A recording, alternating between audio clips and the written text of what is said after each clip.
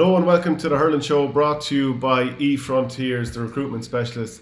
Go to e-frontiers.com, or if you want to get your CV in, send it to ourgame@e-frontiers.com. It's All Ireland Final Hurling Week, Michael Verney. You can't but be excited.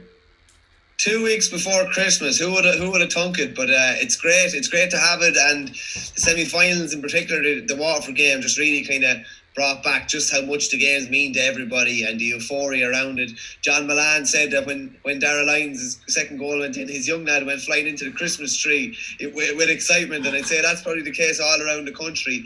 And people are going to be going mad this weekend. It's great, and I think, Shane, we'll go into it in full detail, but this has the potential to be a classic, because you're looking at two high energy teams, and you're just thinking Waterford kind of don't have a care in the world in the best kind of way, and this is a Limerick team kind of probably trying to cement its status as the kingpins at the moment. So yeah, it's going to be a huge weekend. Yeah, excitement is massive. Do you ever get one of those advent calendars that has all the little bits of chocolate in it?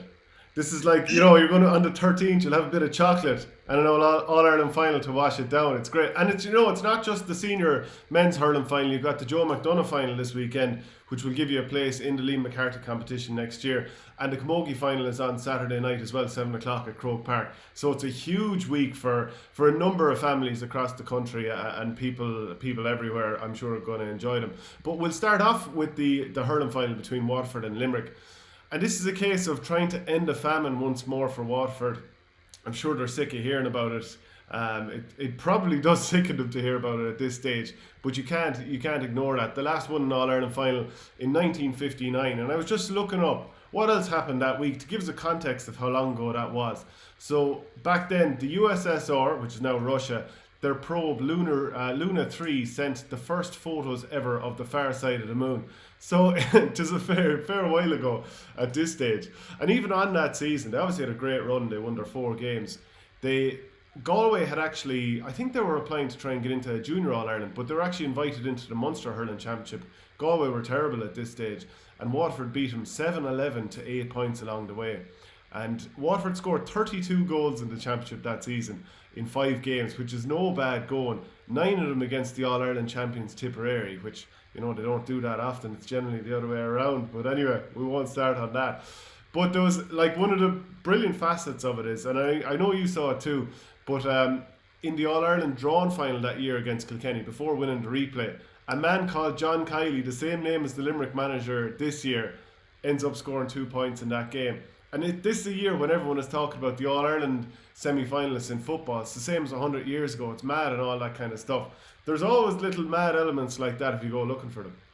Yeah, there's a fair bit of symmetry between the two, isn't it? That's mad. Yeah, obviously John Cahill was on the Waterford side that day. He's definitely trying to plot Waterford's downfall this weekend. But yeah, it's really interesting, even like you're saying about the USSR and Luna 3 and all like that. That's how long ago it is, and that's the opportunity. And the opportunity doesn't come around too often. I think Kevin Moran is in a kind of a privileged position. I think he's one of the first, if not the first, Waterford players to play in All-Ireland finals in 3 different decades.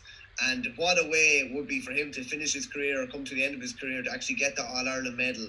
And, people have thought, everybody has a bit of a love for the way kind of Waterford play, even that swashbuckling team with the noughties, even the early parts of this decade as well. And now this is a team that people can really buy into, and they'll be hoping what will be associated with Waterford's 2020 win, the coronavirus, the fact that a tip man was over them, or there was 2 tip guys involved with them.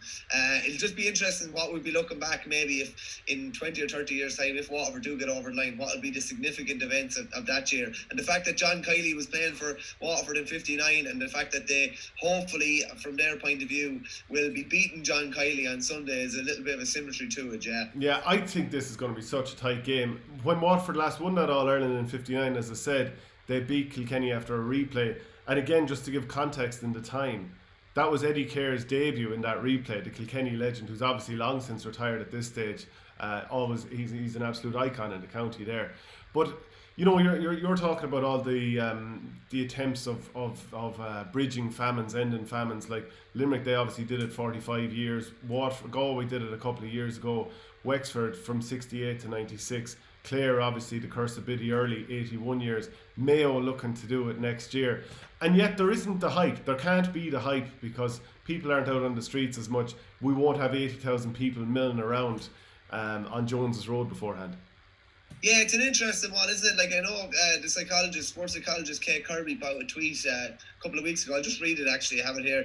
I'm increasingly believing that COVID might be playing into the hands of counties with less experience of big occasions, lack of crowds, muted build-up with pubs closed and players working from home, so interacting less in the community, hype and tension lessened, and focus increased yet, ? And I do agree with that. I think there's an awful lot less pressure. Like, what would have happened after Waterford beating Kilkenny? There would have been boys in pubs, there would have been people would have been going mad, the hype around Waterford City, the hype around the clubs, the open night. Remember Waterford, John Milan had it in his column last Saturday in the Independent. They had 2 open nights before the 2008 All-Ireland, because there was that much demand for it.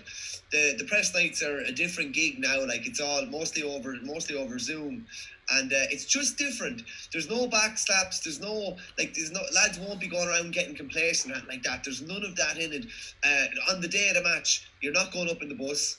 You're not going through the crowds. You're not getting a guard escort. You're not meeting the president. You're not going behind the Artane band. It's basically just all about the match. And I definitely think that's probably fed into maybe the successes of Cavan in football, the success of Tip in football.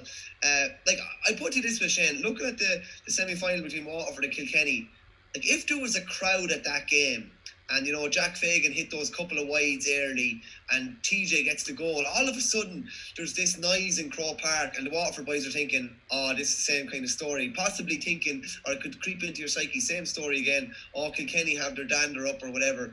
But that never got a chance to materialise. It's more like a challenge game in the sense that you could get a goal down one end and you could be deflated if it was a championship game, but because there's no one there, you can go down the other end almost and you could get 2 goals nearly straight away.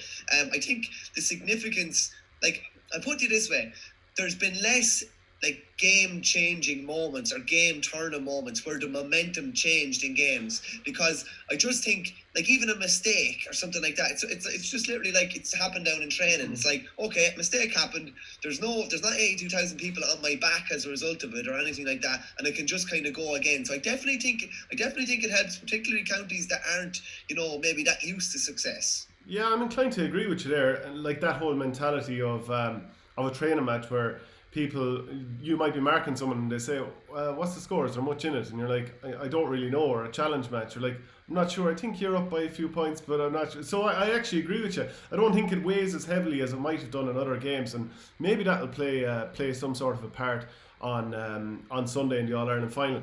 But what we're looking at here is a couple of players. We're talking about famines. A couple of sets of players whose careers might actually be defined by ending famines. So Gerard Brown did some great work here in looking at all the different players that have been involved over the years that have come through the ranks, but also with some stuff here that we'll bring up on screen. So like the famine busters here. So what have these Limerick and Waterford players done in the last number of years? Well, a lot of the group from the 2013 minors of Limerick, they ended a 29-year wait for the Munster title in style. But later that year, Waterford, they came through the back door. Now, they had lost to Limerick in that Munster final. They came back through the back door and ended a 65-year wait for a minor title. 2016, Waterford win their first Munster under-21 title since 1994. 2016, Waterford end wait for an All-Ireland under-21, 24 years. 2018, a lot of these Limerick lads, they helped Limerick win a first senior All-Ireland in 45 years. And 2019, Limerick win their first league for 22 years and retain it for the first time since the early 80s, not so long ago there. So you're going to have a little look there as well and just kind of talk about some of the players that are also involved in that. But just first off, that's incredible stuff to look at both of these sets of players, not all of them, but an awful lot of them, players that backbone these teams, how crucial they have been to the ending of famines.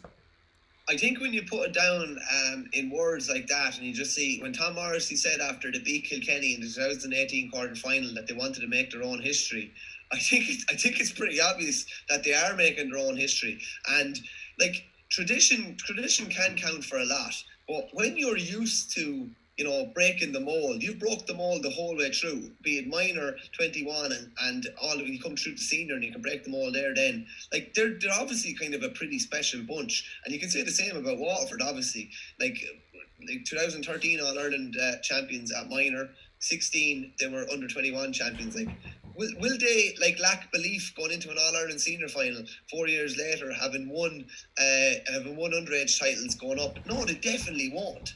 And just some of the players there, even there's a mad kind of asymmetry between the players that have basically been involved in all these different famines the whole way through. Like, just say if you're looking at Limerick's golden generation maybe against Waterford's golden generation, you're looking at some of the meetings maybe that they've had at underage level, and just say they met in 2013 in Munster. It was 219 apiece. On the Waterford side, you had Austin Gleeson, Conor Gleeson, Patrick Curran, Stephen Bennett. They're all going to feature at the weekend. And then on the Limerick side, you had Richie English, who's a sub and made a fairly miraculous recovery from a cruise ship. Sean Finn, Darragh Donovan, Barry Nash, David Dempsey, Keane Lynch, Pat Ryan, and you had the aforementioned Tom Morrissey, who was only a sub on that team and came in. And then you had Mike Casey, who's injured.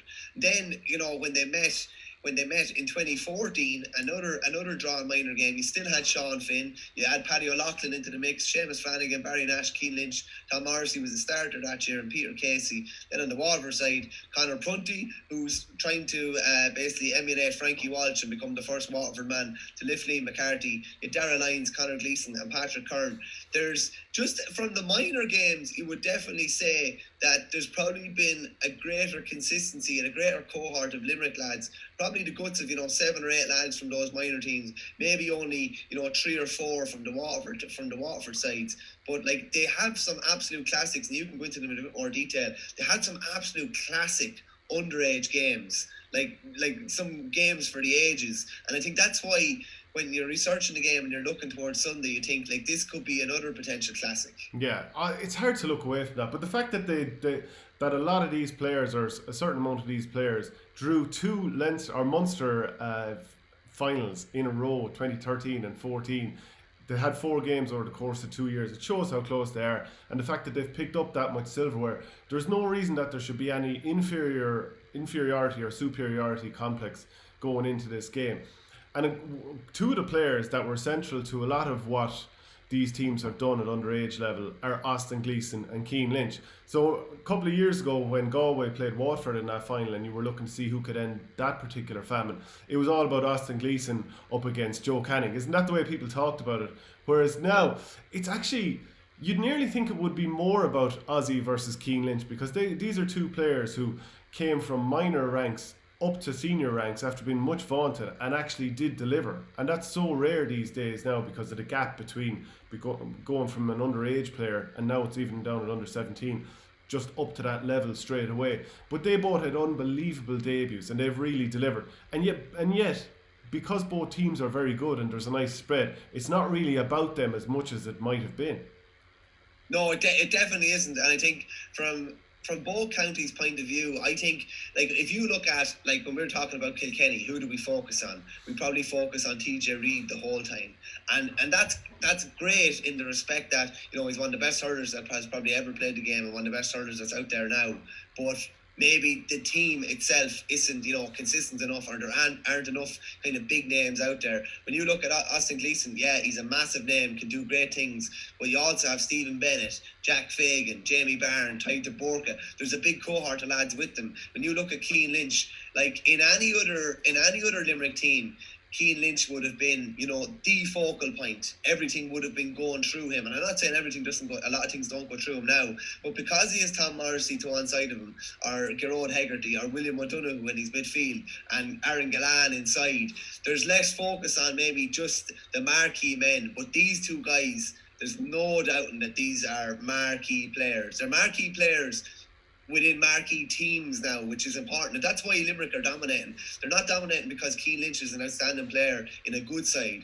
They're dominating because Keane Lynch is an outstanding player in an outstanding side, and he's got all these guys that can pitch in around him. Yeah, I mean, Keane Lynch, he played 3 years at minor, 2012, 13, 2014. If you look at Austin Gleeson, he played 4 years at under 21, 2013 to 2016. Actually, if you jump back to 2013, I mentioned Limerick Miners ending a 29-year wait for a Munster title. I was reading a match report there, and it was saying there were bizarre scenes before throw-in as the start time was delayed by 10 minutes. Thousands of fans arrived late, and that led to congestion as hundreds of people streamed across the pitch from the new stand side of the pitch to the old stand. And there were still fans on the pitch as the national anthem was being played. We obviously won't see that this weekend, but that's incredible when you think about that.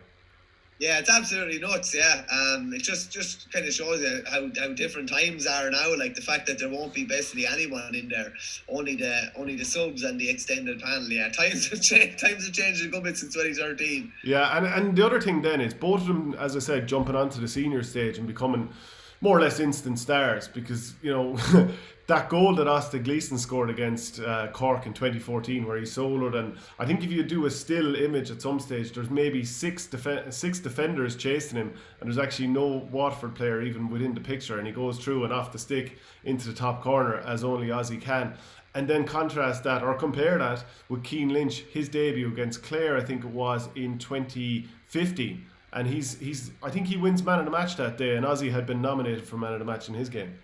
Yeah, and Cian Lynch played corner forward that day as well. And it's just kind of funny, we've talked about this before about how roles have changed. And a lot of the time, some of your best players, like Cian Lynch obviously started as corner forward, but it's easier to tie him up as a cornerback or a fullback if he's in there. I always think now with some of your best players, particularly if they've got that kind of physical and athletic ability to move around the pitch and they're so good on the ball, put him out in space. So he's probably be interesting to see where he plays at the weekend. He could go back out midfield, probably more likely to start centre forward, but he's just better in space, And then like Austin Gleeson's goal off the hurl against Cork was absolutely outrageous. He picks up the ball right underneath the new stand, and he just solos and weaves his whole way in, and I'm fairly sure, I haven't watched it in a while, but I'm fairly sure he actually scores the goal off the hurl as well. Oh, he does, yeah. There's two guys that have announced themselves on the senior stage straight away. Interesting, and just if we talk about it now, they're both obviously hurler of the years as well, but you would probably say, throughout the course of their county careers, they obviously had massive expectation coming in, and they built more expectation as a result of their first game. But if you were saying, compare their county careers, who do you think has maybe lived up to the expectations more? Oh, you're after sandbagging me with that one. I would say, like, if you were to say who has done the craziest good things, it would have to be Austin Gleeson. That's a different thing now. Yeah, but who's had the more consistent one? It's probably Cian Lynch. And just by virtue of winning Munsters and All-Irelands, you'd probably have to say so far Cian Lynch. But you know what's interesting? They probably would have marked each other a nice few times, because I was looking at the old match reports. I couldn't really remember the matches that they played against each other. But it seemed to be a bit of centre forward Cian Lynch, a bit of centre back Austin Gleeson. And over the course, like what they've scored in their careers, this is again Gerard Brown's work. It's 372 in 29 championship matches for Austin Gleeson, 130 for Cian Lynch. And Austin Gleeson has played all around the place, a lot of the times in the forwards. But Cian Lynch has played a good bit in the forwards and a good bit in midfield. He's back centre forward again. It's interesting that Austin Gleeson has scored far more, not far off, maybe, not quite 2.5 times more, maybe. Yeah, in fairness, like Cian Lynch has probably been a link man. Again, we talked about like selflessness. Limerick will always give the ball to the person in the right position. How many times does Cian Lynch open up a defence with like a little hand pass or quick hands? That's kind of his role now. He's not I suppose that's part of it as well. Maybe Gleeson, and maybe he feels this, but maybe it's a fact as well that he has to get on the scoreboard a bit more for his side. Maybe because he is to take a bit of the attacking burden a bit more, whereas Lynch probably doesn't. He'll never think, I have to get a shot off here, I have to get 3 points in this game. Whereas Gleeson probably would, if you know what I mean. And do you know what also is sticking out to me? Of those 4 goals, at least three of them are against Cork, because Lynch scored his one championship goal in the All-Ireland semi-final against Cork, brilliant one. Austin Gleeson had that one that was already brilliant, the one with like the little feints and all that stuff, but then the slow-mo version was out on that show, The Game, and then obviously that first one that we've talked about already. So Cork actually plenty of misery against these two men. Yeah, as well as that, Shane, his other championship goal was in the All-Ireland semi-final against Kilkenny down in Thurles. So he's obviously, he's no problem getting a goal on a big occasion. Yeah. So what bigger occasion than Sunday? I'll put it to you like this. Which of the two men is more likely to take over this game? Oh, Yeah, you don't like that now, do you? It's a no, tough that's one. a tough one. Lynch has taken over various spells of different games this year, and I thought I would watch it back again. He was brilliant in the second half of the semi-final against Galway. But if I was to say who was probably going to take over the game more, I'd probably say Gleeson. Because he could end up with 4 or 5 in a second half like he did the other day. And if he's going well, there's one thing for sure: Waterford will be going very, very well too. If he's going well, a huge chance Waterford win the game. And if you'd contrast it with how he started the season, playing centre back, getting red carded against Tipperary, having a couple of red cards even in the club championship for Mount Sion, like he obviously did the body transformation during the summer, and even when he was getting those red cards, he obviously looked like a different player, and he was playing better, and he was covering the ground and all that kind of stuff. I think this is a great chance for Austin Gleeson to sort of to do what we know he can do on the biggest stage. And people always talk about, Grode McInerney quieting him in the 2017 final. But after 45 minutes of that game, I actually thought Gleeson was edging that battle. But then he probably tried to force a few scoring opportunities. I think he got himself blocked down, had a couple of shots that you probably shouldn't really go for. So for him, I think it's a big thing is making the right decisions, but also a huge boost is a player who wasn't on those underage teams because he was off pursuing a soccer career. Like, what else would Waterford underage teams have won if Desi Hutchinson was there the whole time? But Hutchinson is up there to take a lot of that scoring burden. And even if he doesn't take the scoring burden, he's going to have to be watched so closely that it should create more space for Gleeson. Yeah, no, 100%. I was chatting to DJ Kerry the other day as well about Jack Fagan, because he coached him in IT in Carlow, and he was just saying as well what like Fagan obviously catches ball and does all that work as well, but he just says the load that he's able to take off Gleeson as well. Gleeson doesn't necessarily have to win every puck out or win every ball that comes near him, because now he has maybe a Stephen Bennett or a Jack Fagan chipping in as well, doing a lot of the dirty work. And he also have, like, a lot of Limerick's focus will probably be on Fagan and be on Bennett, and to a lesser extent Gleeson. So then, like, if you're a one-man show up in the forward line, like as I said about Kilkenny, teams know, stop him, we have a great chance of winning the game. But you can't do that. You have to really balance out who you're going after in that Waterford defence. So now you have Fagan, Bennett, Hutchinson, Jack Prendergast as well, maybe Neil Montgomery, and that's all outside of Gleeson. So he's got a really good cast helping him out, and that is probably allowing him to get into games a bit more. And as well as that, he's delivering his best. His best was in the All-Ireland semi-final in that second half. So you'd imagine even him, and I think Jamie Barron and a couple more, they're kind of coming to a crescendo. They will hope on Sunday. Yeah, I mean, you could spend all day looking at the matchups and stuff, and I have the two match programs here from the semi-final, and I mean, it's a who's who of brilliant players all over the field. There's great spines to both teams. There's great finishers on both sides, but the manager that's after coming into Waterford, Liam Cahill, we've spoken about him a nice bit, and I have a couple of interviews with him over the past year or so when he was just after coming in as Waterford manager, and also when he was heading into that under-20 All-Ireland final last year, which you can check out, and also one with Mikey Beavens, who's coach of Waterford.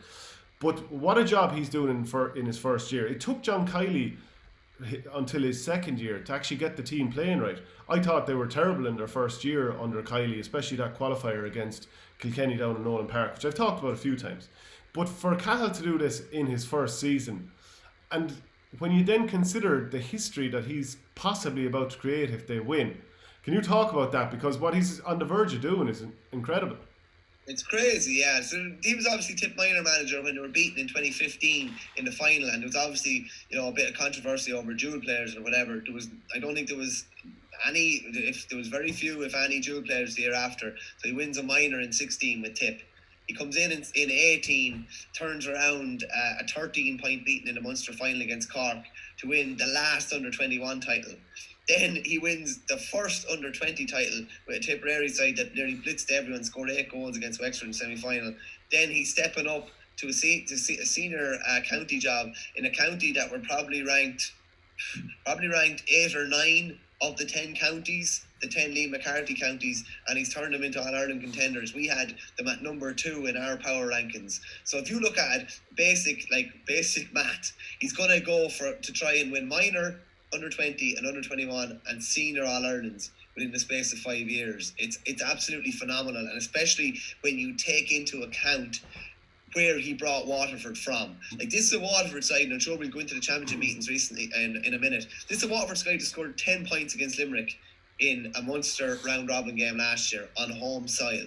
Yeah. And he has managed to turn around how they're playing, the energy, the work rate, the whole culture. He seems to have turned it around, and it's phenomenal. And he's the potential to join, the most select of select crews on Sunday if they win. So Jack O'Connor has won minor, 21 and senior with Kerry, obviously, in football, and the other one in football is after slipping Mickey Hart, is one minor and 21 with Tyrone. Desi Farrell's probably going to do it next week with the Dublin footballers.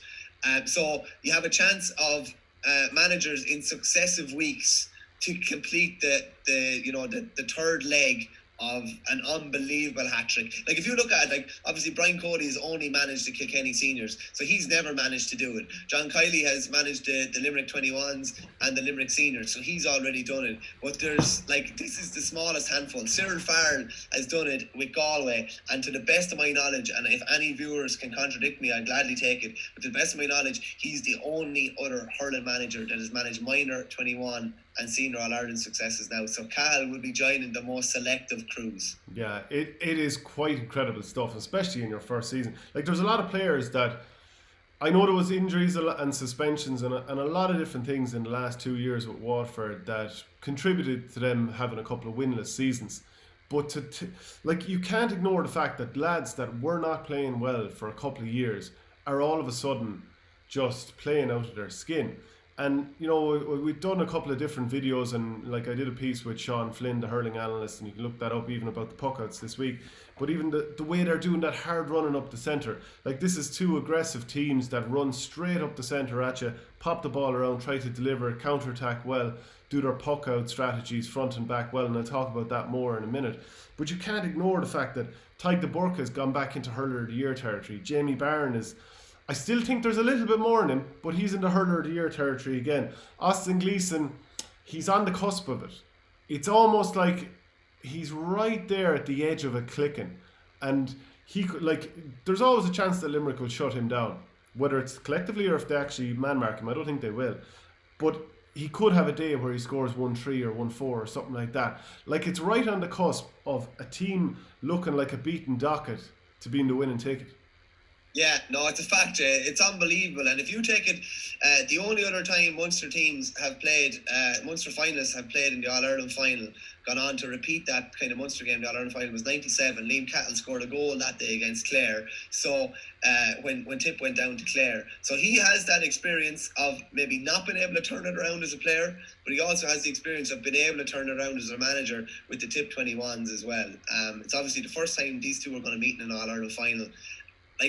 There's definitely something in my head saying, Cahill is working miracles really, with what he's done within a year. I don't think many people, particularly if you look at it, and we had this conversation earlier in the year, what managers or what counties are going to be most upset by COVID? I would have said 100% a manager who's only there in his first year, who probably, if you're looking at the access he's had to his squad, you're probably taking a couple of months, I would say, off what you would normally have for an inter-county season. So he's probably had about 3/4 of an inter-county season at the moment. And they're still doing what they're doing. This would be one of the great All-Ireland stories if they can do it. That says to me two things: a manager who's come along and it's the right manager at the right time for these players, but also there's huge potential here.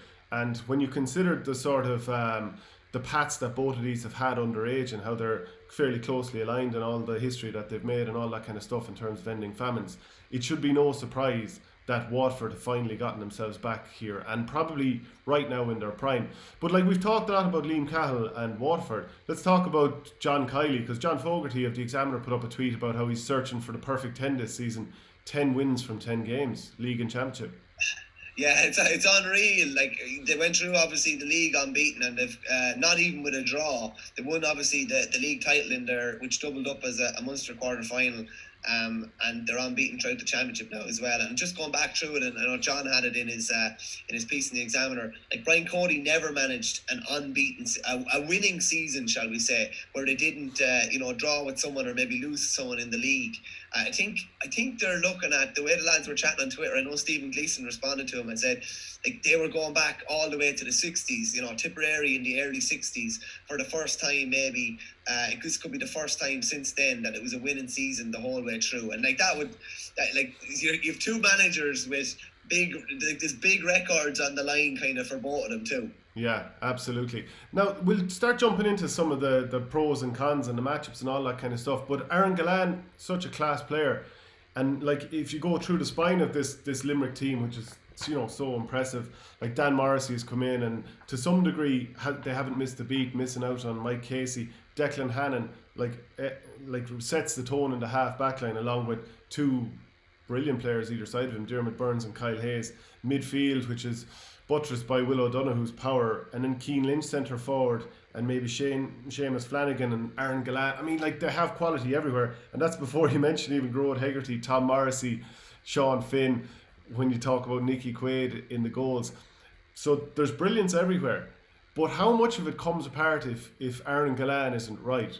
Because yes, the ball will still be moved up the field and delivered the same way, but if Aaron Gillane isn't right, do they have someone who can actually do the same role? Like, let's say Aaron Gillane's his side or his ribs, whichever exactly is injured, isn't right. He obviously missed his fingers as well, Shane, which are heavily strapped. It looks like he has ligament damage still, which he's carrying. Yeah, so Donal O'Grady, the Limerick selector, you can check out the interview in our game.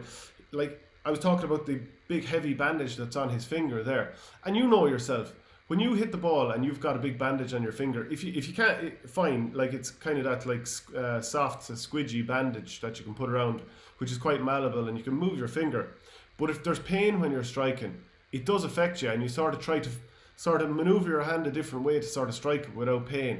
And if that's your free taker, I mean, Tom Morrissey's probably good at the frees and takes him for a hand. But is he the same level of free taker? Because Gillane... Did you see him how much preparation he did for the last free against Galway? He must have picked the ball about 5 times. And he kept, just because he hasn't done it at county level before. So it's like, if that was the case, that Gillane is in bother, like, just say he has to go off or can't start, like, do they start David Reedy? That's another kind of a question as well. Now listen, Shane, I'd be amazed if Gillane doesn't start. But the only thing is I was going back through their All-Ireland semi-final against Galway, and I just thought it was interesting. Like, you'd probably describe Gillane as one of the most skillful players and one of the best touches in the game. And I know there were slippery conditions, but he missed a pick-up 3 times at different stages when he was out in front of his man. He lost possession twice, which is really unusual for him. He missed a 65, which was nearly in front of the goals after Reedy's goal shot was stopped, and he missed a free as well. So these are uncharacteristic things that happened for him. He obviously didn't train the Tuesday night after the semi-final. You'd wonder how much he'd be able to do going into the final. It's obviously only a 2-week gap, which is probably good for him, because the longer the gap, in a sense, the less training potentially that he would have missed out on.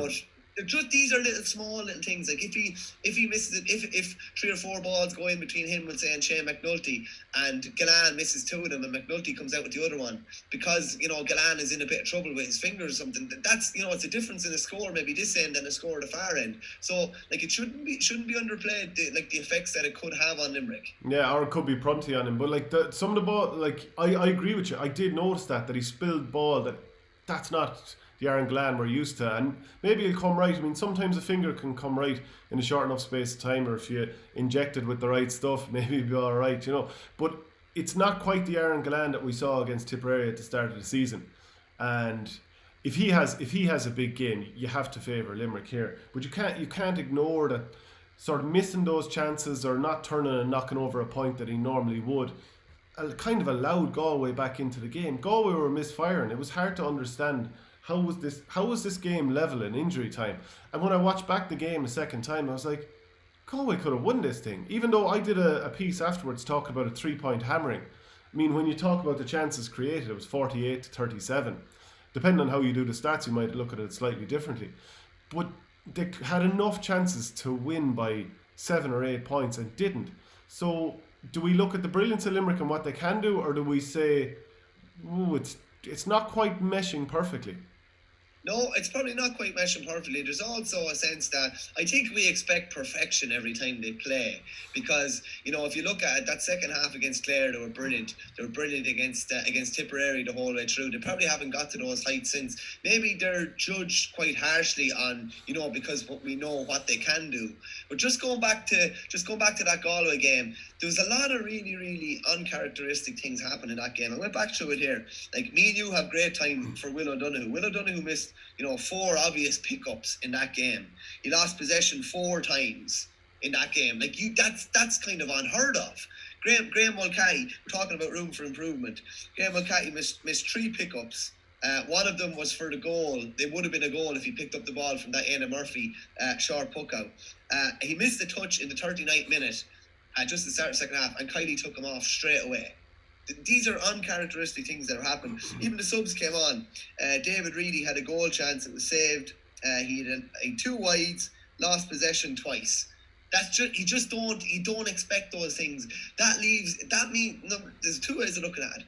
They're not motoring like they should be, or they just needed to get over the semi-final hurdle, and the pressure will be off somewhat in the final, and we may see the Limerick that we're used to seeing. I tend to fall into that second category where I'm thinking there's an awful lot of room for improvement here, and everybody's saying that there's a lot of room for improvement in Waterford. But I think there's a mighty lot of room for improvement for Limerick. I think they'll have tightened up a lot of those things. I do think there was an element of fear in that semi-final. I don't expect to see that. I don't expect to see that on Sunday. They're where they want to be now. It's just a matter of delivering a performance. And obviously, the last time they were in the All-Ireland final, they delivered an unbelievable performance for the guts of an hour before fading away. And I am expecting a lot of those things tightened up. And I don't expect those missed pickups from Will O'Donoghue or losing possession from Gillane or Graham Mulcahy as well. I think Graham Mulcahy's one that could easily snipe out 3 or 4 points, just like he did in the Munster final. Yeah, and even if you it's the coolness when it gets to later on in the game. So much and all as Galway were right there from injury time onwards in that game. And obviously there was extended injury time because of Joe Canning's injury. Limerick created 8 chances and scored 5 of them and profited from turning over Galway in a few of them. So they keep going. They're not going to back down, and they'll continue to keep pushing and pushing and pushing, which is obviously what led to the victory. And we talked about Conor Prunty before, and I suppose for since last summer, you and I have been raving about his progress and how he's a full-back for the future. But a couple of goals have been got down his alley the last couple of games. So not snapping high ball that you'd expect him to snap for a big man, and he was against Richie Hogan in the semi-final, so you'd make him favourite in those sort of situations. Aaron Shanaher scored 2 and set up 1. Now I think the first one, David McInerney hand passed it over his head. Shanaher finished in space, so you can't really blame him for that one. But it's a big game for him, and if Gillane is right, that's obviously going to be a big test, and maybe who knows who'll go in there. Maybe Limerick will sort of move other players in there and test him in different ways. But it's a big game for him, and he could be under a lot of pressure in this game, because it's not like Waterford don't play the straight up sweeper anymore. Tadhg de Burka looks to obviously screen in front, but there was times when he was following TJ Reid or different markers at different times. So it's going to be sink or swim time too. Yeah, no, it's a huge game. Yeah, he had a good second half against Kilkenny. In fairness, a lot of other guys came into it around him. De Burka came into it. Shane McNulty came into it as well. But he spoiled Gillane well at times in the Munster final, and he's going to have to be up to that sort of level again. There's obviously the pressure of being captain is not as much now. He won't be thinking much about speeches or thinking much about the presidential parade or anything like that. He can just focus on hurling, but they're going to need a big performance from him. They really can't afford to concede a couple of goal chances. They really, really can't. If they concede a couple of goal chances and Limerick hit the net, I find it hard to see Limerick been beaten if Limerick hit the net now, being honest with you. So he's going to have to be very, very tight at the edge of the square. Interesting to see what way Limerick go about it. Gillane's probably not going to be at full tilt. Will they put him in full forward, maybe put him out in the corner, or maybe put Flanagan in full forward and get him to really take him on in a different type of way? Flanagan's not carrying any knocks that I'm aware of, and he's a wrecking ball too. Now, the only thing is, that sort of style maybe might suit Prunty a bit more, rather than maybe the silky skills of Aaron Gillane. Maybe Mulcahy will go in full forward. You don't know. They do have those options. Maybe Peter Casey will start as well, because he was brilliant off the bench the other day. Kieran Kerry, I did an interview with him this week, which you can also see. He actually talked about the possibility of Peter Casey playing at centre forward. So does that open up Cian Lynch going back to midfield? I wonder. Has he been chatting to Cian Lynch, or is he setting something out there that'll never happen? He tends to have a lot of insight. Like, he's a very intelligent observer of the game. So maybe he's just looked at it and thought, right, like David Reid, he's a good player, and I know we've kind of knocked his performance a little bit the last day because he left 1-2 or 1-3 behind him. Didn't really work in the Leinster final either. So are Limerick at their best and most cohesive when Cian Lynch is at midfield? And like, I could see Peter Casey doing a good job at centre forward, and I could see Tadhg de Burka not necessarily enjoy this lad twisting and turning and moving off him. So I can see that one working out. Yeah, that'd definitely be an interesting move. Like, he's the sort of lad, he's so elusive as well, and his work rate is massive. He could punish you with 4 or 5. And he was good in the Munster final. Like, he'd scored 3 before I think they took him off. Yeah, no, that's right. He was brilliant in the first half and probably quiet in the first 15 or 20 minutes of the second half. So it's definitely another option. They won't tinker things too much for Waterford, but there might be 1 or 2 moves. And like Peter Casey starting centre forward, like Kyle Hayes, no one could have predicted him starting wing back against Tipperary. So John Kiley's not averse to bringing someone out like that. That would probably mean that your 6 forwards are going to be Hegarty, Casey, Morrissey, Gillane, Flanagan and Mulcahy, and Cian Lynch gone back to midfield. That leaves them with the option of David Reedy off the bench as well, to come in, as well as a couple of other guys too, like Adrian Breen, who scored in the last 2 games. So they're not losing many options by doing that. And if they think it's going to upset the way Waterford play, wouldn't be that surprised. Not something I personally thought of myself, but he would have a bit more of an insight into that camp than we would. And now that we're talking about Kyle Hayes at wing back, it kind of makes you think of the Puckout strategies. And I've done that video with Sean Flynn, who was the tip hurling analyst, video analyst this year and last year, winning the All-Ireland, and he was talking about the values of the Puckouts. And Kyle Hayes, throughout that Munster final, he was receiving possession out in the left wing back spot, turning and moving with it. He's a very hard guy to stop, and if you have guys who can win one-on-one and burst out through their man and deliver the ball or feed it on to the next guy, that's obviously a huge advantage. But it all feeds into the Puckout battle that we're going to have here. And just to look at Sean Flynn's stats that he made out in the past, this season, so scored off their own Puckout, Waterford have scored an incredible 532, like 47 points out of 4 games. Like, that's nearly 12 points a game, whereas Limerick have scored 218, 24, so nearly 6 game. So straight away there we can see the value for Waterford in their own Puckouts and how they use that. So conceded off their own Puckouts. Limerick are a bit more miserly here, having conceded 8 scores, 1-7 to Waterford 16. So that's very low. And then scored off the opposition Puckout. Waterford are turning them over for 19 points, but Limerick turning them over for 34. So if you look at the scored off their own Puckout versus scored off the opposition Puckout, like, there's a huge battle there. There's a huge amount of points being put up. If you add 47 and 19, you're looking at 66. If you look at Limerick, you're adding 24 and 34, and you're looking at 58. So there's a huge amount of scores being got down that alley. Massive, Asher, it's huge. Like, and if you look at it, I was just going back to it again. Limerick gave sharp Puckouts. They gave the goods of about 13 sharp Puckouts against Galway. Waterford against Kilkenny, probably only 5 or 6, and Shane McNulty was generally left as a man to take the puck out. Now, I don't know if that was a strategy in Kilkenny's part, that they thought maybe his deliveries or whatever wouldn't be good, but he was very, very good. There was all of them, nearly all of them were retained. And then you're looking at, I look back at the Munster final again, and I was kind of thinking, at the time I was thinking that Jack Fagan was quiet. But then I look back at it again and I'm thinking, yeah, Kyle Hayes wasn't in the Munster final, and Gerard Hegarty wasn't in the Munster final, and Fagan is patrolling that wing. So I do think that's kind of a big one too. And now you have a player that's coming in Fagan. You have a player that's coming into the All-Ireland final in, massive vein of form. Was on the end of 12 puckouts in the All-Ireland semi-final, between 7 of his own and 5 Kilkenny puckouts. So you have him and Bennett up and down the flank.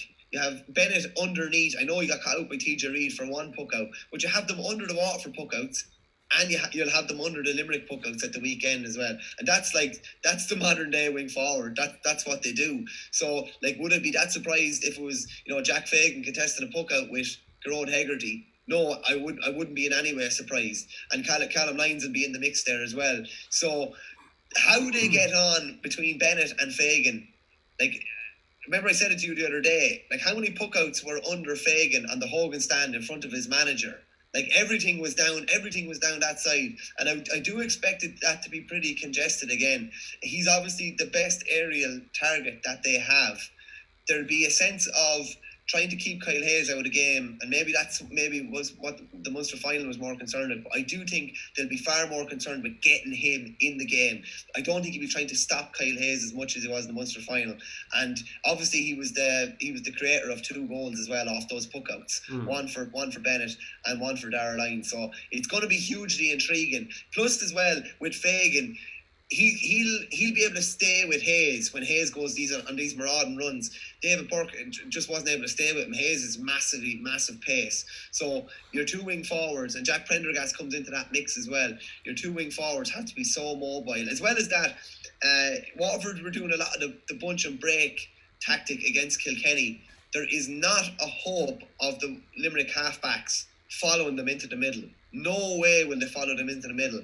So that space that was vacated on the wings will not be vacated this day. Limerick, like in a sense, Limerick created that tactic. So they're not going to be undone by their own tactic. So it'll be interesting to see, like, if the bunch and break isn't working and the halfbacks are holding the ground, what way will Fagan go then? Will they go for shorter balls out round to the middle of the field, like an 80 or 90 yard ball to the hand? So it's going to be interesting. You have 2 teams that play very, very similarly here, and someone's going to have to blink. Yeah, and you're going to have Shane McNulty getting a lot of puckouts. I think in every games, the opposition assumed that he would be the weakest player in terms of carrying the ball out, but by and large he does really well with it. But he's going to need Kevin Moran showing, and like Kevin Moran's the most experienced player and he's into his 30s now, so this is really going to test his energy, especially up against this half forward line of Hegarty Gerard Hegarty and Tom Morrissey, whichever he's marking. Now I think we're both assuming that it's going to be Calum Lyons up against Gerard Hegarty, a battle possibly for hurler of the year, never mind all the other medals that are available for us. But like Kevin Moran is going to have to be available for the puck out and keep the feet moving so that you can turn and get away, because I don't think you can afford to be caught receiving the ball in a stationary position and then thinking, oh, now I have to turn with these machines coming after me. And that'll kind of work both ways. But I think that's a big one. That's a big one that Sean Flynn said as well. So like if McNulty gets the ball or if Moran gets the ball, it's so important that there is somebody running off him straight away, that there's someone taking the ball at pace. He cannot, as you said, he cannot receive the ball with feet planted to ground. He's in big trouble if he does. So the other guys around him are crucial in that. And that's more so than the other way, because I think more of those Limerick players can carry the ball solo straight up and get away from a man than on the other side of the pitch. Like there was one stage, I think it was Ian Kenny who was soloing out with a ball, and Kevin Moran was standing in a stationary position and he sort of moved, and then Kenny tried to hand pass it him and Moran had moved and he hand passed it straight out over the sideline. So that sort of stuff has to click, because if that goes wrong, you're handing opportunities for those quick little sidelines that Limerick do. Think about Joe Canning scoring 4 sidelines in the semi-final and another one knocked over by Fintan Burke. Austin Gleeson will also take on a few long rangers. He generally does. Do Limerick ever try and cut over a sideline? They generally try to just go short, find somebody. Like think how often Gerard Hegarty or Will O'Donoghue is standing there and they just have the feet up and they're just trying to... You know what I'm talking about. I think Waterford nearly need to create a cordon around whoever's taking the sideline cut, because it's unlikely they're going to go for a long range cut down the field or go for over the bar. So you might as well all just converge straight away and make sure that if they go short, they're in traffic. Yeah, Gerard Hegarty's literally looking up and he has the hurl like that and he's just rating the pull. And it's a classic one. I'd say Barry and Simon Whelan, when we played with Burr, they got a score nearly every game off that tactic. Nearly every game. Barry would look up and it looked like he was going to hit 50 yards and he'd deliver a small ball to Simon or to someone else, hand pass back to him, and then it was a 2-on-1 then straight away. So I think Waterford would be fairly wise to that. Funny enough, on that, like Canning put over 4 line balls, Fintan Burke put over 1. You have both teams in the All-Ireland final. Gleeson might have a pop, but he was probably reticent to do so, reluctant to do so the other day, because I think they're so clued into not wasting possession and not taking on a low percentage shot. So he stood up for a sideline in the second half, and he was looking to do the same. He was looking to put it into an area of space. So it's yet another kind of an interesting facet of the game. Lines on Hegarty, I think, is really interesting. You've probably, when the legs get moving, there's probably no two players better to look at bursting forward in the field, and lines coming from defence and Hegarty going in an attack. They cancel each other out in the Munster final as well. Be interesting to see how that battle goes. That battle will go a long way to deciding how things go, and I think that even that right flank will go a long way. If Fagan and Lines are doing well, Waterford will be motoring. Yeah, and like Desi Hutchinson against Sean Finn is another one to look forward to. And like we can all see the way Hutchinson moves, that he moves at a different level to an awful lot of players. But can his hurling be at the same speed as his feet? Because we talked about like a couple of lads spilling ball, like Aaron Gallane's not right and he spilled a few balls. I think Hutchinson, a couple of balls that, if you're hurling every day in, day out for the last 10 years, because of the athlete he is, the ball is going to stick. But I think sometimes, because he's been away for so long, it's not always sticking the way I think it might in another year or two's time. But if he has a day of days, and actually the odd person hand passes him a ball off the shoulder and he can run in on goals, he's going to be very hard to stop. But that's a big matchup. Stephen O'Keefe versus Nicky Quaid. We've done that, Shane, as well on Desi, right? And you've said it before. And having looked at Limerick so much, I think it's so important. Limerick, I said it to you before. Limerick tend to, when a guy goes at the defence, particularly from the 45 onwards, even further out, they tend to foul. Their tackling is very robust and aggressive. Go back through the Galway game, they give away 8 points fouling runners. Some of it cynical enough.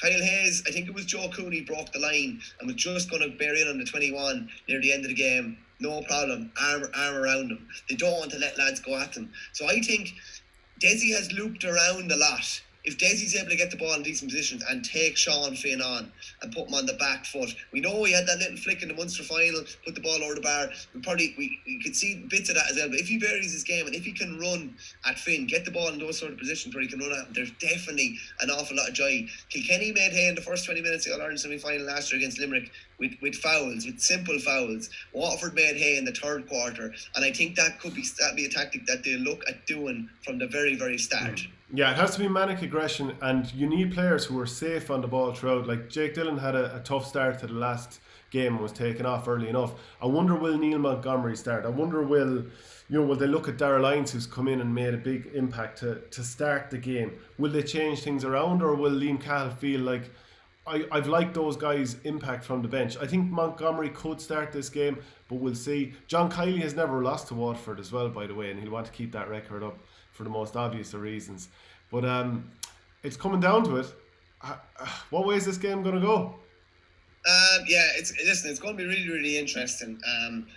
As I said, the performance of probably Fagan and Lyons is huge, and just even on Fagan as well, like the fact that we have a Mead man that could potentially propel Waterford to an All-Ireland glory and end that famine would be just absolutely unreal. I was chatting to Grania Harnan, who was a coach of his in Rathmillan in Meath, where he started, and I thought she was brilliant the way the comparison she made. She talked about a Meath man potentially winning All-Ireland, and she said it's kind of like a fairy tale, a backwater place like Rathmillan with 2 churches that are closed, 2 pubs that are closed, and a shop, post office closed. It's nearly like that film where the boys from Jamaica go off to the Olympics in the bobsleigh.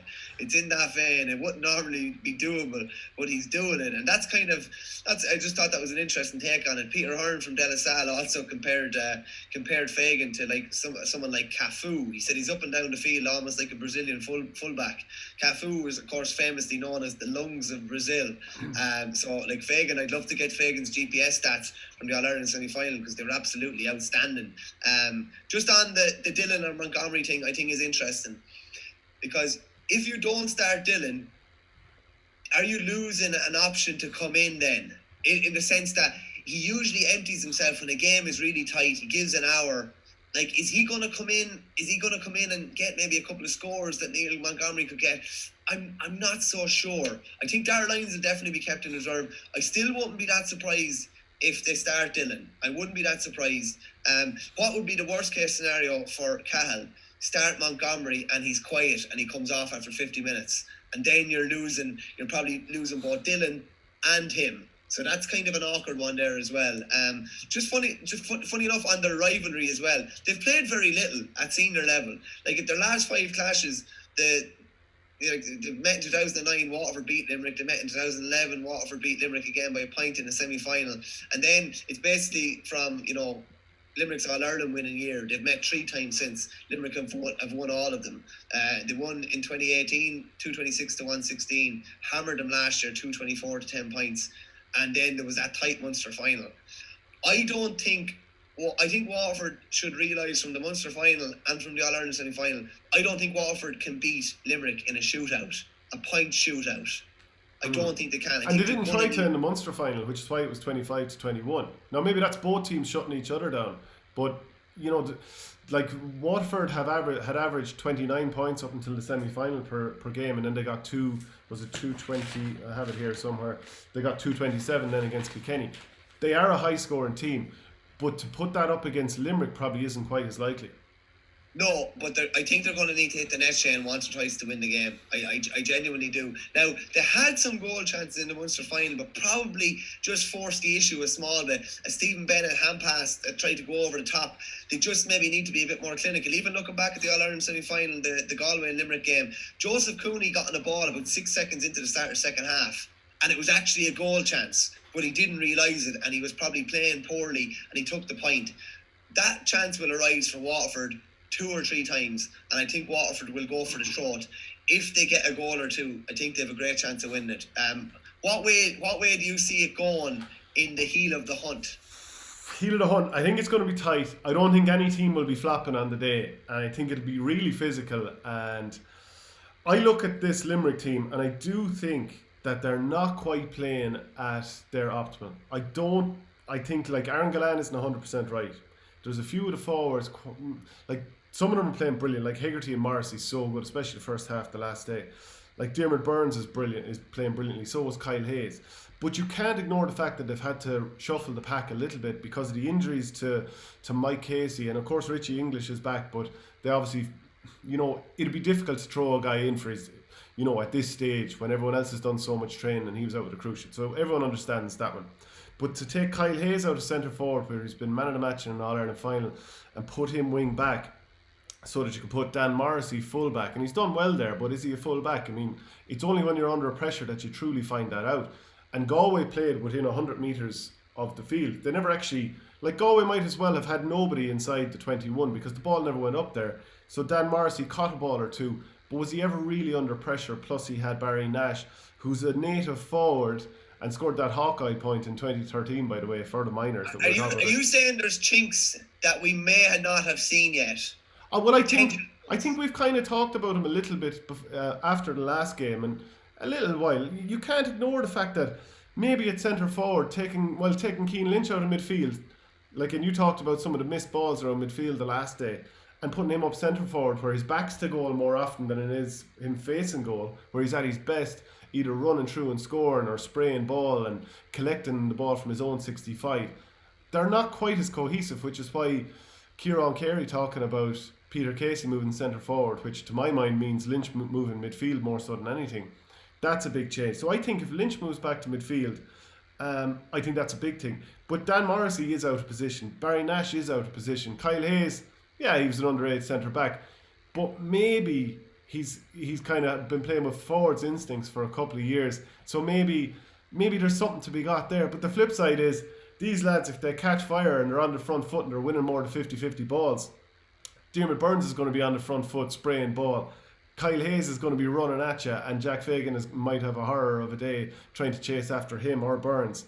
And Declan Hannon, if there's ball coming down 50-50 down the field, maybe he'll start to clean up. So I'm very torn, because Waterford do have a great chance and they're right there. But if you were to say to me, who are the weakest players on the field, and you're to name the 4 most weak players on the field, I'd probably say 3 out of 4 are probably on that side.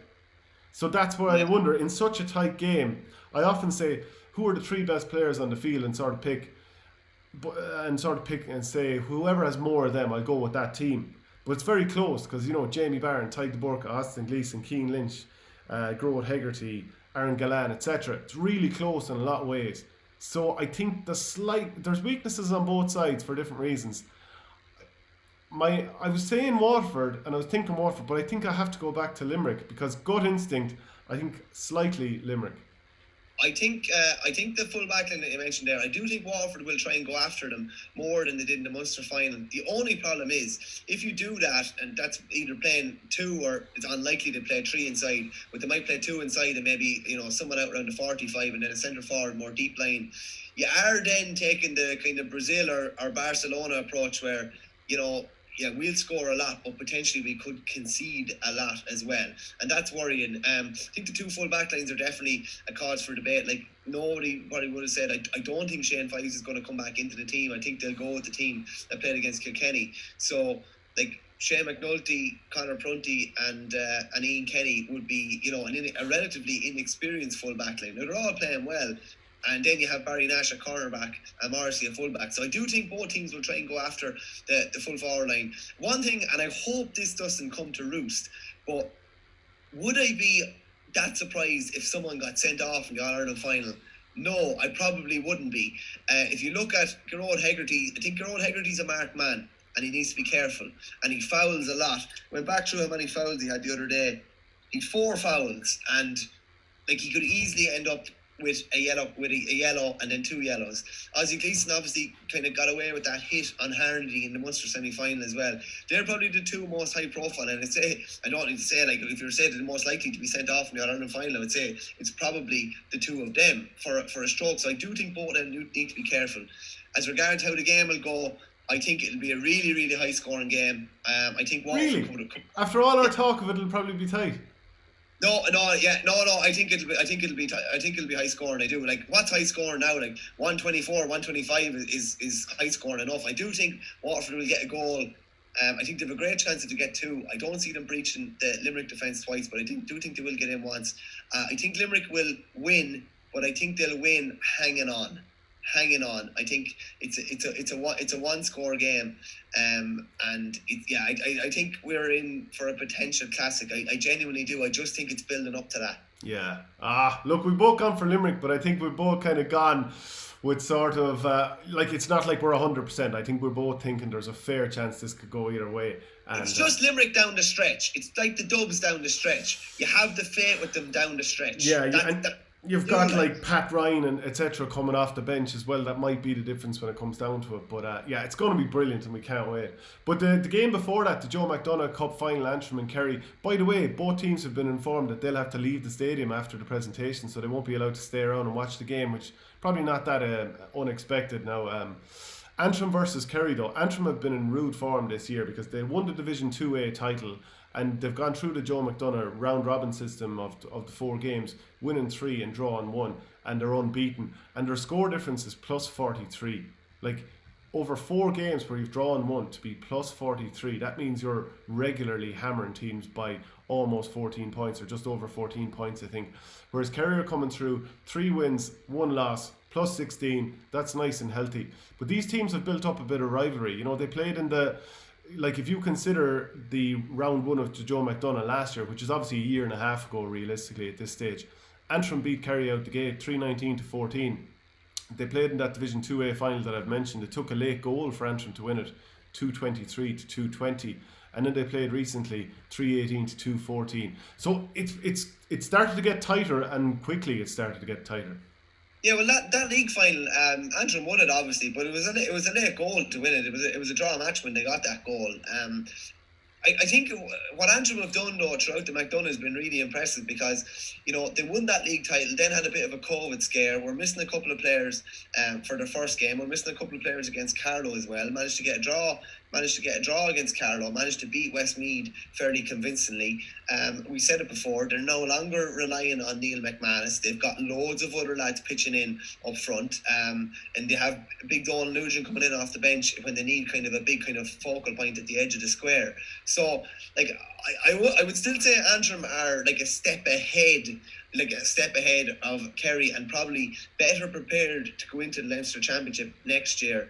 That's not to say like if Shane Conway has a game of games. I know they lost Jack Goulding from last year. Jack Goulding was brilliant that day when they beat Offaly, and like they beat Offaly to stay up in the McDonagh last year. And That's now the big they're thing, in the, isn't it? Like to go from yeah. almost down to Christy Ring to almost up to Limerick if they win this. Yeah, it's huge. Like, because like, who are the Westmeath and Carlow were two of the favourites probably before the competition started, and now you have an Antrim team that will go into Leinster if they win, and a Kerry team that will go into Leinster if they win. I do think probably Antrim are a score or two better and are less reliant. Like Conway's going to have to be outstanding. It's going to have to hit probably 4 or 5 scores from play, I would imagine, for Kerry to win this game. And I think even in Croke Park as well, I just think they have more guys that can chip in. So it will be Antrim for me. I think the interest in, I'm going to actually bring it up. I'm going to bring it up before you get a chance to bring it up, because I know you're going to, Tipperary aren't there on All-Ireland final day and you want any excuse to bring it up. So, but you have Darren Gleeson on one side, obviously. Darren Gleeson played understudy to Brendan Cummins from 2008, I think, to 2013 with Tip. And you have Brendan Cummins on the opposite side with Kerry. Now, I'm actually not 100% sure if Cummins is able to be on the sideline on Sunday or whether he's on RTE duty. I'm not 100% sure of that yet. He has said it to me before, and he was even saying on the Throw-In podcast like that the Kerry guys know that this was the case at the start of the year, and they're just happy. They're satisfied to have him at training and doing all the video analysis that he's doing. But it would be a great sideline dynamic to have Gleeson going up against Cummins. And we haven't mentioned Fintan O'Connor yet. Fintan O'Connor obviously has, like, it's not the most glamorous job in the world, Shane. Let's call a spade a spade. There's small pockets of hurling in Kerry, but to have got them from teetering with relegation to a McDonagh final and potentially in Leinster is huge, and he's done a masterful job. Yeah, and now that you mentioned that Tipperary link on the final, and fair play, I just want to finish it out though. Yeah, so you've got Darren Gleeson and you've got Brendan Cummins, and of course you've Liam Cahill and Michael Beavens over Waterford. And I suppose I might as well throw it into the mix as well. John Kiley is principal in the Abbey CBS in Tiptown as well, so we have it every which way. The straws coming down from the roof and I'm clutching them. But something that we didn't mention just on the senior final, which is, and I know a couple of people have raised it to us, like there was a lot of talk about Johnny Murphy refereeing the semi-final. He's obviously a Limerick referee. Now you have a Tip referee, Fergal Horgan, refereeing a Waterford team that are obviously managed by a Tip man and coached by a Tip man and Mikey Beavens. So. And Fergal Horgan played underage with Brian Horgan, who's brother of Liam Cahill played underage with Brian Horgan, who's brother of Fergal Horgan with Tipperary. Yeah. So there's a dynamic there, and I think Fergal Horgan is a brilliant referee and he's right up there. He lets it flow, but there's a lot of technical fouls that he calls. So in a lot of ways, he's the man for it. He's going to fairly swallow the whistle for an awful lot of it. But I do think the GA should make sure stuff like that doesn't happen. It has happened. I don't think Horgan is going to influence it, but we can't say the Johnny Murphy thing was wrong for one game and say this is right for another. So the only thing I'd say on that is Horgan obviously refereed the Waterford semi-final as well, so it's not as if they're just throwing him in for the All-Ireland final. They're obviously very happy with that. Yeah. Any tenuous link that there may be. But back to the Joe McDonagh, I would be favouring Antrim. They've had an unbelievable year, and I think they'll finish it in style. And I do think they're just a bit better prepared for Croke Park and maybe for Leinster Championship. I think Kerry are getting there, but who would I be more happy to see in the Leinster Championship next year from a competitive point of view? I think I'd be more happy to see Antrim. That's not been disingenuous to Kerry, and I'd love to see Shane Conway in the Leinster Championship. I just think they're a bit better prepared, and I think they've a greater depth as well. Yeah, and they've a lot of attacking threats. I mean, I've spoken with Sambo a few times about them, and he's just talked about like Keelan Malloy, Kieran Clark, McCann, Cunning as well. Like they've like Neil McManus, who you've mentioned, so they've an awful lot of threats there. But Kerry certainly, based on those recent results, won't be lying down either. So that's going to be a brilliant game. Also, the Camogie final is on Saturday evening at Croke Park, 7 p.m. So it's going to be under lights. Looking at the two semi-finals, Galway beat Tipperary 111 to 8 points, whereas Kilkenny saw off Cork. That was 210 to 111, and I think Cork they started off well, and was Gemma O'Connor buried a goal, but they kind of fell away as time went on. And if you look at the Kilkenny side, Denise Gall, she scored 7 points, and Dalton scored 1-1. I think might have come out with player of the match as well. I thought Tipperary had done quite well for a lot of that game against Galway, but kind of fell away a little bit. How do you see this one going? It's going to be tight. Galway only have three All-Ireland senior titles in their history, so they're going for back-to-back for the first time ever against the Kilkenny team who have 13 titles. And if Kilkenny were to lose, like I know you've talked about jokingly about Cody's 5 in a row over the last 5 years where they haven't won All-Ireland, but Kilkenny could potentially lose 4 All-Ireland finals in a row, which doesn't really bear thinking about, to be honest with you. Obviously, Anne Downey brought them a title, then they lost 3, and now Brian Dowling is in. Interesting, Brian Dowling has a fairly kind of a star-studded backroom team. So he's Tommy Shefflin, who has basically been Henry, his brother. He's been his right-hand man the whole way through with Ballyhale, winning 2 Club All-Irelands. Philly Larkin's involved as well, obviously, James Stephens and Kilkenny legend, and the great Pat O'Neill, the towering fullback back in the day from the early 90s. So he's got a star-studded team there. He's come up against Cahill Murray, who's just, in fairness, Galway, there was never a question whether Galway had the talent. It was just a matter of being able to actually all pull it together. And, they have the McGraths back on board now, and Rebecca Henley and Katrina Cormack, and they have a serious side, and Sarah Durban's a brilliant full-back. I'd probably just be giving the edge to Galway, saying that, the hurt of losing 3 All-Ireland finals will surely be driving Kilkenny. But I just think Galway had their number last year in the league final. They beat them last year as well in the All-Ireland final. So I think I'd just be edging Galway. Yeah, Kilkenny will be revved up for this one, having lost that final last year. They won it in 2016 against Cork, so they'd like to get one over on Galway as well. But actually, you mentioned that Kilkenny record. In their last 7 All-Ireland Camogie finals, they've lost 6 of them. So there's plenty of hurt to be spread around there. And obviously, throw in the men losing their last 2 All-Irelands as well, which you've dragged out. Any excuse. Very interesting one from the Kilkenny captain's point of view. I thought this was really interesting. Owen Cormacan had a piece in the... Owen Cormacan, of course, who was trying to probably with his Galway roots, is probably trying to build up any pressure on Kilkenny also, I'd like to say. But the Kilkenny captain, Lucinda Gahan, she didn't play for Kilkenny or didn't play any camogie for a long time. So she was a talented underage player. She won All-Ireland minor medals she won 3 All-Ireland minor medals between 05 and 07, and she had an intermediate title in 08. But then she emigrated to Cardiff in 2010 and spent 8 years without playing camogie, basically. Then she moved to Australia. Then she moved back, and now she's captaining Kilkenny in an All-Ireland final, which is unbelievable, really. Do I think they'll come away successful? I think it'll be very, very tight, but I'd probably be edging for Galway. Yeah, that'll be a tough one to take. I think it'll be a tight game. Kilkenny could do it. I mean, it's going to be a 50-50 shout, I think, but I'll just about edge Galway as well. So that's it. That's the height of it. We have it all said, Michael Verney. What a weekend to look forward to. Can't wait for it. It's going to be unbelievable, yeah. I just hope it lives up to my expectations. I think it will. Yeah, absolutely. So just a reminder again, we're brought to you by eFrontiers, the recruitment specialist. Go to e-frontiers.com, and if you want to send in your CV, send it to ourgame@e-frontiers.com. Thanks very much, Michael. Cheers, Shane.